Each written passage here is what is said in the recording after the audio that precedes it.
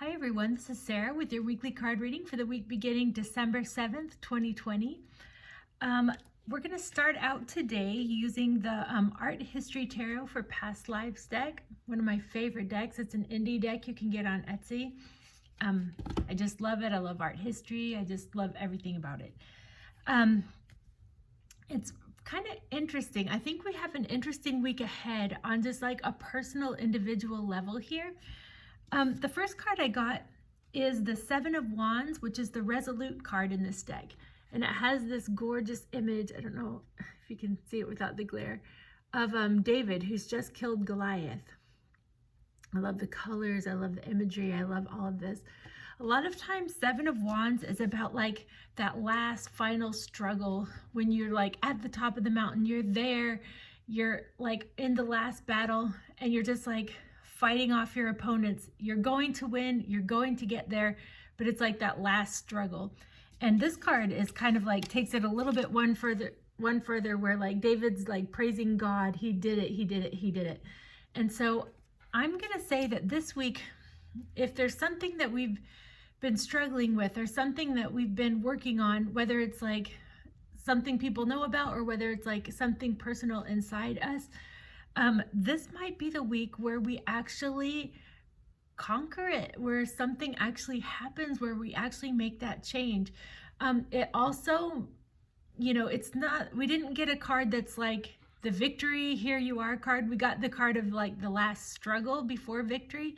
So you might be working with it some this week, like having it come up again, having triggers come up or just something like that, where you're going to need to work through it, and that's going to be the last battle before you've conquered it.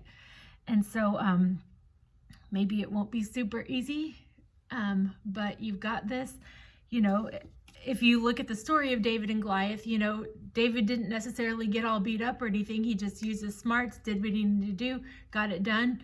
It may be like that. I don't see this as a week where you're just going to get like raked across the coals and just like beat up by life and then come out victorious. I see you going, I know what I need to do. I'm going to go do it. Which brings us to our next card. So the next one we got is the Ace of Swords, which is a card that has come up for me a lot about December this month. And so I feel like December is going to be a month full of Ace of Swords energy, which is the energy of like a brand new idea, a brand new way of seeing things, a way to just like cut through the illusions and just like seeing, opening, like mental, intellectual expansion and growth. And so I love this image. It's the Japan card here for the past lives readings.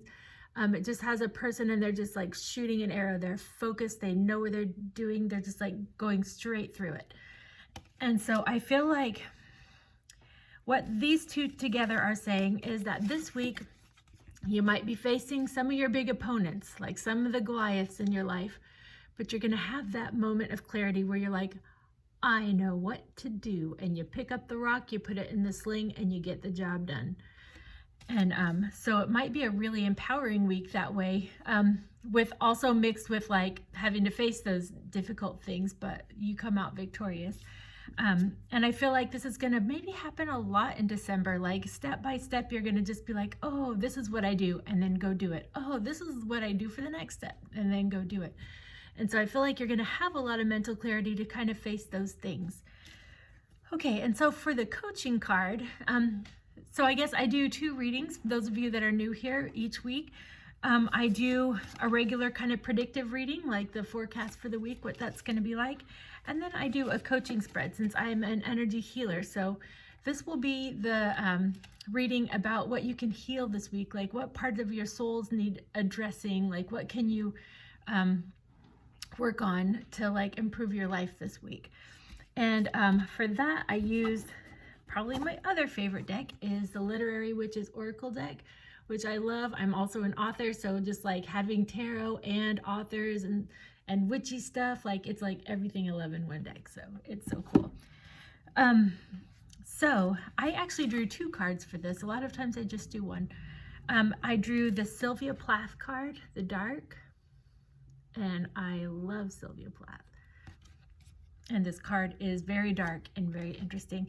And then I drew the House card. I like geez, don't these look amazing together? Like the aesthetic of this is just really something. Okay, so what this is about is doing shadow work this week. So shadow work is healing the parts, addressing the parts, acknowledging the parts of ourselves that we have rejected, the parts that we think that we don't want, that we don't like, that we say, no, I don't want it. And then it turns out we like kind of judge that in others because we're judging that in ourselves. This week, we're being called to heal by looking inside at the places of ourselves that we may not be that fond of. Like maybe if you are like, I don't know, I'm trying to think of an example in myself so I can just give you an example. I would say something I judge about others that I think probably has a place, an unhealed place in myself, is people that love putting on a show or being on stage. Like sometimes I can feel a little embarrassed about that, or just like, why aren't they modest? Why aren't they just sitting down and being quiet? Like, why do they just like, bah, you know? I think that I am judging them because I have an unhealed part of myself that tells myself I need to be quiet, that I need to be modest, that I need to not put myself on display, that I need to not put myself out there.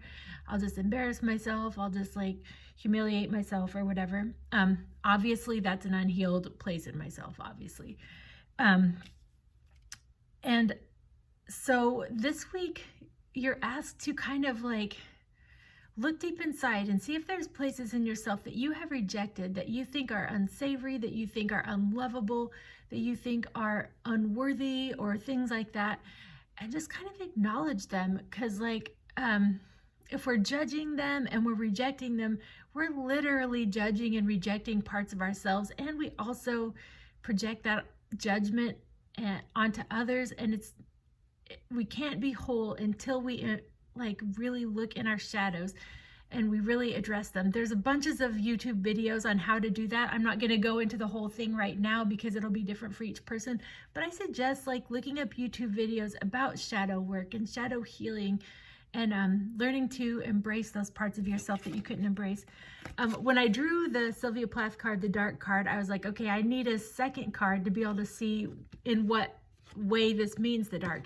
And I got the house card, which is a symbol for me of kind of like the inner workings of yourself and your like emotional state and just kind of like yourself. So I think this is really going to be a going inside kind of healing week, where you just kind of like go into those secret rooms in yourself that you keep locked up, that you unlock them, that you open them out, that you clean them, that you acknowledge them, that they're there, so that you can be more whole and so that you can be more loving to yourself and follow your path more clearly. And you can also honor others' paths more clearly too, and just be a more whole human being. And so should be an interesting week. Sounds like there's going to be a lot of growth and a lot of forward movement. Even if this is on a small level, don't worry, the fruits they bear are going to be large and lasting. And so just take it one day at a time. Love yourself, respect yourself, honor yourself. It will help you love, respect, and honor others. And just go for it, and you're going to do wonderful. So if you are interested in a private reading with me, you can go to wildwoodenergy.com and click on the book online button. You can also hit the subscribe button here, so for a free weekly reading. And if you're interested in energy work or spiritual coaching, you can also go to wildwoodenergy.com and click on the book now button for more information. And I hope you have a wonderful week. I look forward to hearing how this has treated you this week and in what ways you grow and come out a happier person. Thank you. Bye.